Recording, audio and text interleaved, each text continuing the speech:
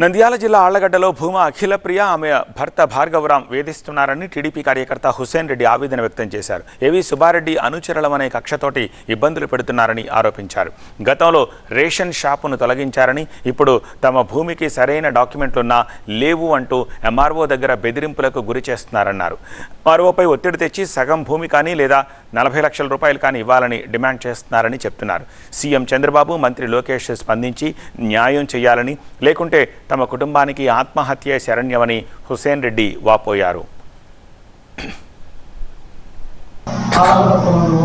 34 survey నెంబర్లో నాకు 5 ఎకరాల పొలము ఉన్నది. నాకు 2005లో నాకు పట్టా ఇచ్చారు.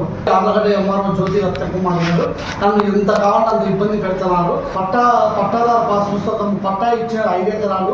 మా దగ్గర 4 ఎకరాల పొలం లేదయ్యా. నా దగ్గర ఎక్కువ పొలం కూడా లేదయ్యా. భూమా అఖిలప్రియ గారు, భర్త భార్గవరాం గారు ఆ పొలం మీద కన్నుబడి మమ్మల్ని ఇబ్బంది పెడుతున్నారు.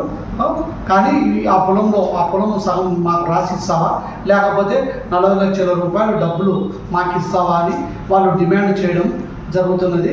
కానీ మా దగ్గర అంత శక్తి లేదు, మేము ఇవ్వలేము, చేయలేము అని చెప్తున్నాము. మాకు దీంట్లో చంద్రబాబు నాయుడు గారు కానీ, పవన్ కళ్యాణ్ కుమార్ గారు కానీ, నారా లోకేష్ గారు కానీ దీంట్లో నాకు సహాయం చేయలేకపోతే మా కుటుంబం అంతా ఆత్మహత్య శరణ్యం బాబు. మా పరిస్థితి ఇది. నేను టీడీపీ కార్యకర్తలయ్యా, నాకు సభ్యత్వం నెంబర్ కూడా ఉందయ్యా. మేము ఎప్పటి నుంచో టీడీపీలోనే ఉండావయ్యా.